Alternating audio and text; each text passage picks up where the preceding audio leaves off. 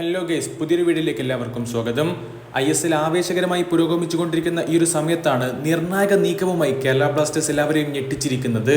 അതെ, തീർച്ചയായിട്ടും ഇതുമായി സംബന്ധിച്ചിട്ടുള്ള റൂമറുകളൊക്കെ കഴിഞ്ഞ ദിവസം മുതൽ തന്നെ കേൾക്കുന്നുണ്ടെങ്കിൽ കൂടി അക്കാര്യം ഒഫീഷ്യലായി ഇപ്പോൾ പുറത്തു വന്നിരിക്കുന്നു.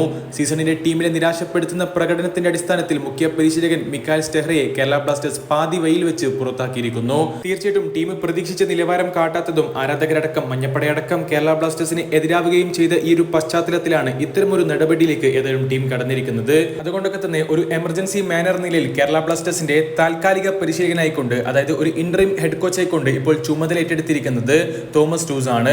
അതെ, KBFCയുടെ റിസർവ് ടീമിന്റെ മുഖ്യ പരിശീലകൻ കൂടിയാണ് തോമസ്. സോ തന്റെ കൈവെള്ളയിൽ എന്ന വണ്ണം അറിയാൻ പറ്റുന്ന താരങ്ങൾ സീനിയർ ടീമിലുള്ളത് കൊണ്ടൊക്കെ തന്നെ അത് നന്നായി തന്നെ യൂട്ടിലൈസ് ചെയ്യാനും മാനേജ് ചെയ്യാനും തോമസ് ടൂസിനെ കൊണ്ട് സാധിക്കുമെന്ന് തന്നെയാണ് പ്രതീക്ഷിക്കുന്നത്. ഏതായാലും ഇവാൻ വുക്കോമനോവിച്ച് കേരള ബ്ലാസ്റ്റേഴ്സിന്റെ ഹെഡ് കോച്ച് ആയിരിക്കുന്ന സമയം മുതൽ തന്നെ കേരള ബ്ലാസ്റ്റേഴ്സിന്റെ റിസർവ് ടീമിൽ നിന്നും സീനിയർ ടീമിലേക്ക് പ്രൊമോട്ട് ചെയ്യുന്നതിൽ മുഖ്യ പങ്ക് വഹിച്ചിട്ടുള്ള ഒരാൾ കൂടിയാണ് തോമസ്. ഏതായാലും കേരള ബ്ലാസ്റ്റേഴ്സിന്റെ നിലവിലെ സാഹചര്യം കണക്കിലെടുക്കുമ്പോൾ ഈ ഒരു ടീമിനെ കൊണ്ട് ഇനി പ്ലേ ഓഫിലേക്ക് പ്രവേശിപ്പിക്കാൻ ഈ ഒരു ഹെഡ് കോച്ചിനെ കൊണ്ട് സാധിക്കുകയാണെങ്കിൽ അതൊരു വലിയ കാര്യം തന്നെയായിരിക്കും. മിക്കായൽ സ്റ്റെഹ്റയിലേക്ക് വരികയാണെങ്കിൽ അദ്ദേഹത്തിന്റെ കയ്യിൽ ഒരുപാട് നല്ല ടാക്ടിക്സുകൾ ഉണ്ടായിരുന്നു എന്ന് തന്നെയാണ് എൻ്റെ ഒരു അഭിപ്രായം.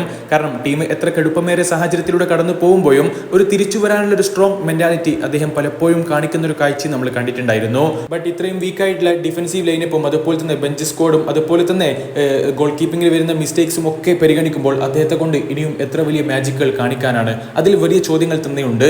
തീർച്ചയായിട്ടും അദ്ദേഹത്തിന്റെ ആ ഒരു കണക്കിലേക്ക് വരികയാണെങ്കിൽ 12 മത്സരങ്ങളിൽ നിന്ന് വെറും 3 വിജയം മാത്രമാണ് മിക്കായൽ സ്റ്റെഹ്റയ്ക്ക് നേടാൻ സാധിച്ചത്. 2 മത്സരം സമനിലയായപ്പോൾ 7 മത്സരങ്ങൾ ടീം തോറ്റിട്ടുണ്ട്.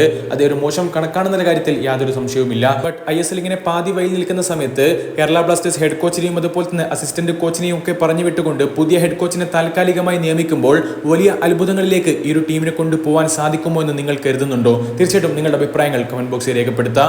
ഇവാൻ വുക്കോമനോവിച്ചിനെ ബ്ലാസ്റ്റേഴ്സ് വീണ്ടും തിരികെ കൊണ്ടുവരാനുള്ള സാധ്യതയുണ്ടെന്നൊക്കെ പറഞ്ഞുകൊണ്ട് ഒരുപാട് ആരാധകർ കമന്റ് ചെയ്തിട്ടുണ്ടായിരുന്നു. പക്ഷേ അതിനുള്ള സാധ്യത വളരെ കുറവാണ്. ഏതായാലും നമുക്ക് കാത്തിരുന്ന് കാണാം. കേരള ബ്ലാസ്റ്റേഴ്സ് താൽക്കാലികമായിട്ട് മാത്രമാണ് റിസർവ് ടീം ഹെഡ് കോച്ച് കൂടിയായിട്ടുള്ള തോമസിനെ ഇപ്പോൾ നിയമിച്ചിരിക്കുന്നത്. മുഖ്യ പരിശീലകനായിക്കൊണ്ട് ബ്ലാസ്റ്റേഴ്സിന്റെ ടീമിലേക്ക് ആര് വരും? തീർച്ചയായിട്ടും നിങ്ങളുടെ അഭിപ്രായം രേഖപ്പെടുത്തുക. അടുത്തൊരു വീഡിയോ വീണ്ടും കാണാം. ചെറിയൊരു ഗുഡ് ബൈ.